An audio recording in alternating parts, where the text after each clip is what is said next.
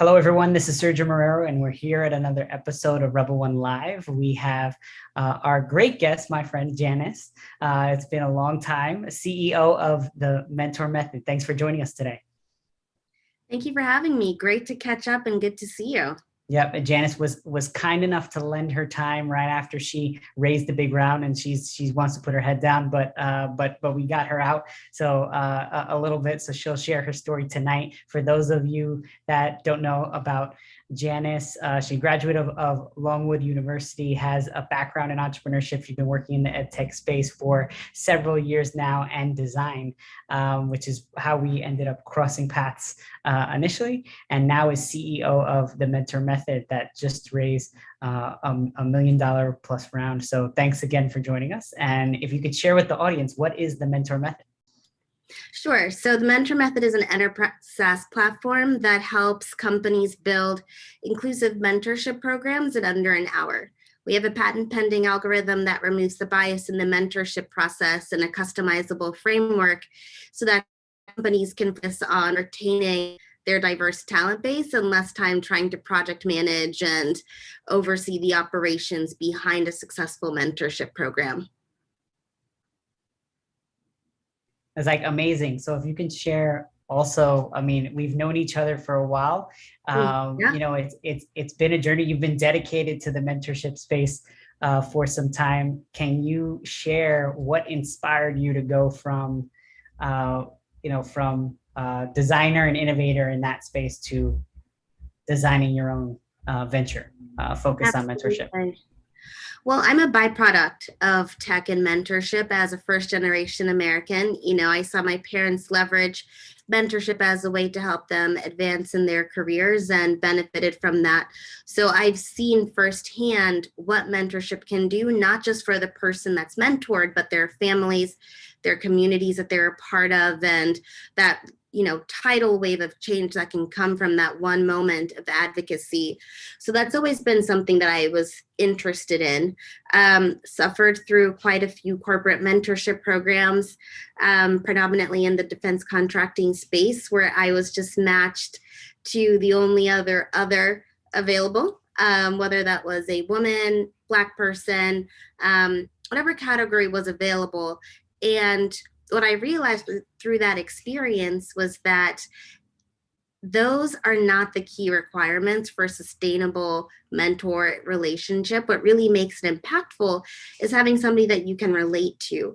And so when I was working at a management consulting firm long before the pandemic in a virtual setting, similar to this, with my team, it was clear that they wanted a mentorship program. Having suffered through the ones that I just mentioned before, I was thrilled at the opportunity to do it, but I was also really busy. And so was looking for a tool that would help me deliver this top tier mentorship program at scale. But what I found with the incumbents in the space was that it was really propagating the same issues that I had already faced. And so at that point, used my background in design, as you referenced, Sergio, product and web design, to build that first iteration of the Mentor Method. And then I really couldn't stop thinking about it. Started working on it nights and weekends. We got our first enterprise customer, had gone through a smaller accelerator back in DC, and ended up getting into the Mass Challenge Accelerator in 2018.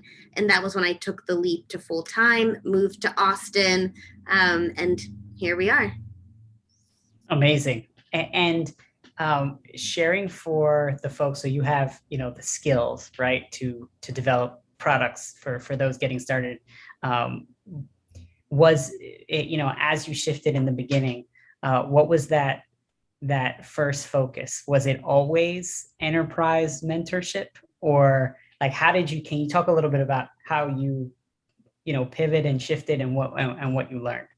Absolutely. So we actually started off as a consumer model, matching women to mentors outside of their place of employment, and then shifted to enterprise. It would scale faster. We could get a higher dollar amount, and it just made more sense from there. So that was the start, and then pivoted in 2017.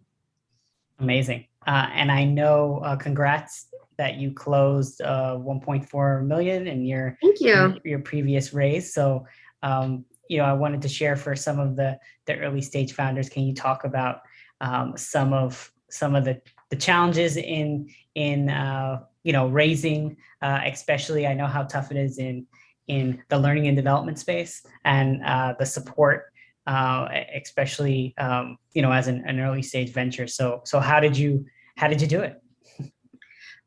Like every other founder does, with a lot of gumption and going through the process, right? Like the only way to get through it is to do it. So that's really what I did. But the way that we got started was through a cold message from our first investor in this round of funding, Larry Warnock from Ring Ventures, sent me a message and around like Thanksgiving, or shortly after Thanksgiving 2020, just saying, hey, I like what you're doing. Let's have a conversation.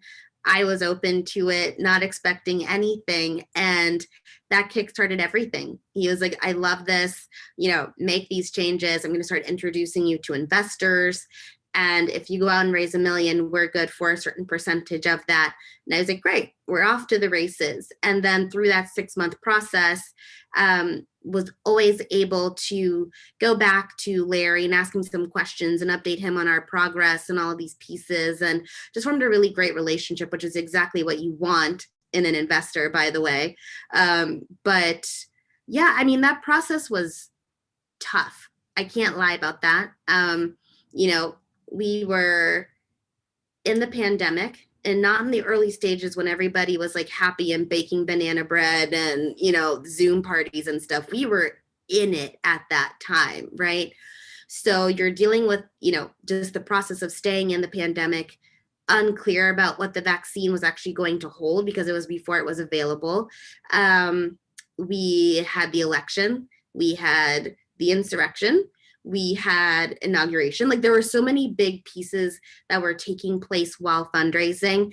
I'm based in Austin, Texas. And so we had that massive snowstorm that plagued Texas in early February. I think the 15th through the 20th was when I was impacted by it. And, it's pretty tough, I'll say, having investor meetings when you haven't had running water for 3 to 5 days because of the snowstorm.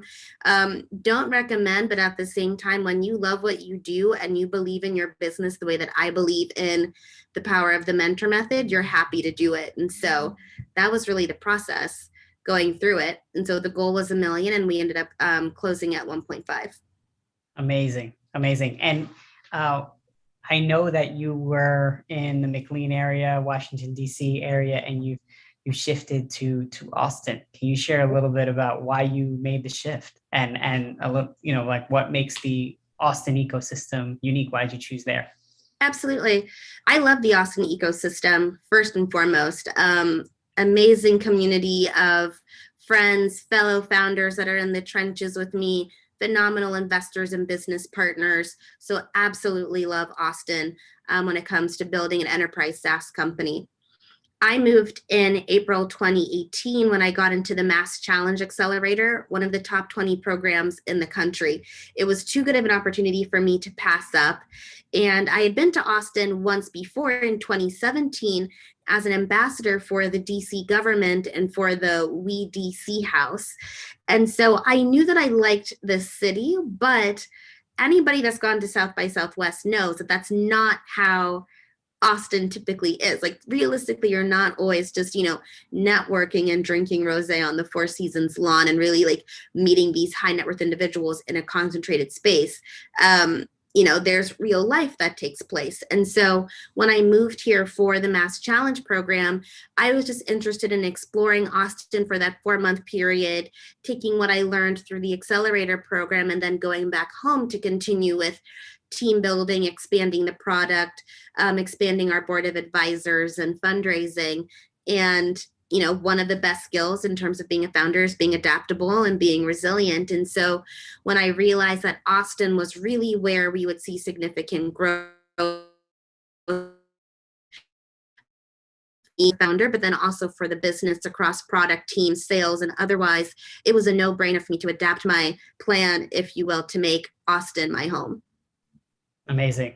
I enjoy South by Southwest, but also enjoy before and after when it's just a little bit more relaxed and and artsy, creative, a little bit more, Exactly.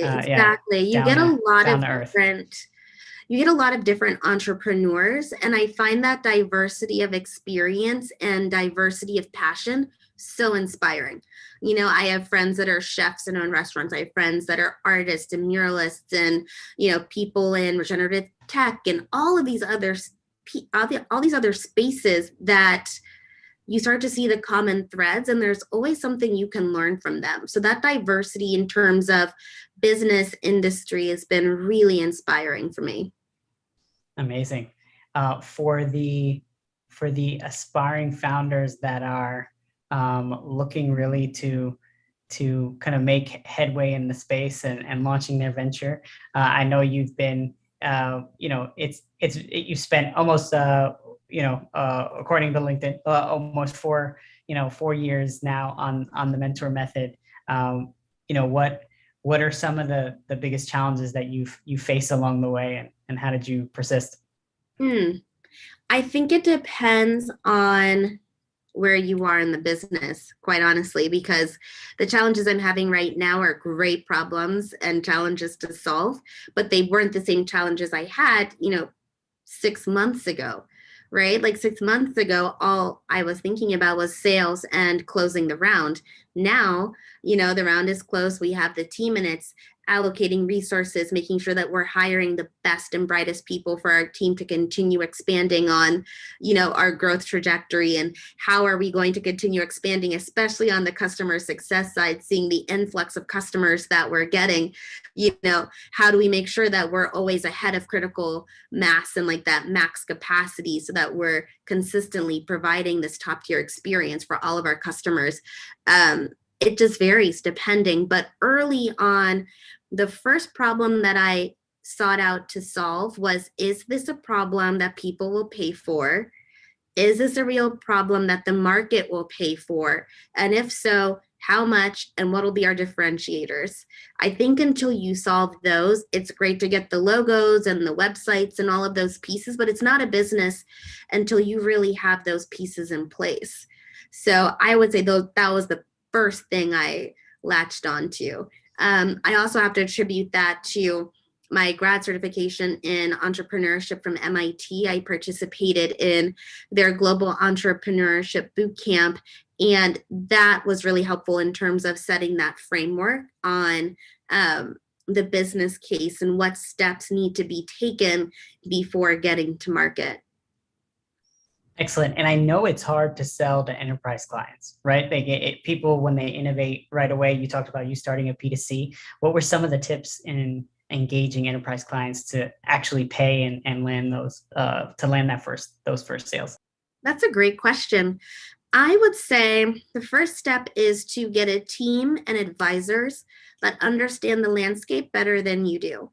I am so grateful for the advisors that we have, like Kimberly Strong and Gwen Houston, because they are experts in the field in which we're a part of, as related to HR, diversity and inclusion, talent retention, and otherwise, right? So being able to gain knowledge from their experiences and ask them the questions on, okay, realistically, how long is the sales cycle? What would be the barriers to saying yes? How can we get to a yes faster if possible? All of those pieces of feedback from industry leaders, if you're going into the enterprise SaaS space, that's invaluable. So that was the first step. When we had the prototype and we had the idea, really starting to just stay in that learning mindset that I, still maintain to this day, but really focusing on gathering that feedback and making sure that I was in a place to make adjustments accordingly as we were growing the company. Excellent. What's next for the mentor method? Right now, we're building our team, continuing to expand. So if you're looking for an SDR job or customer success, please let me know, because we're actively scaling that department. But for us, it's just growth. This is a critical time for our customers, and we recognize that.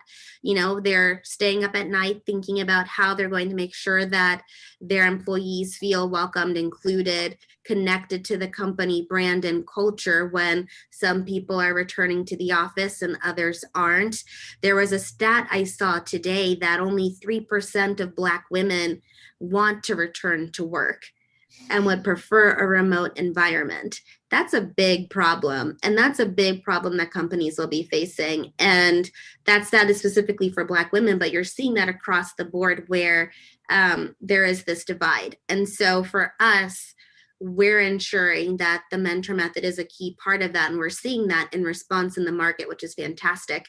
So that's really what's next, just continuing to deliver value to our customers, continue to expand in the space, build partnerships, and grow from there.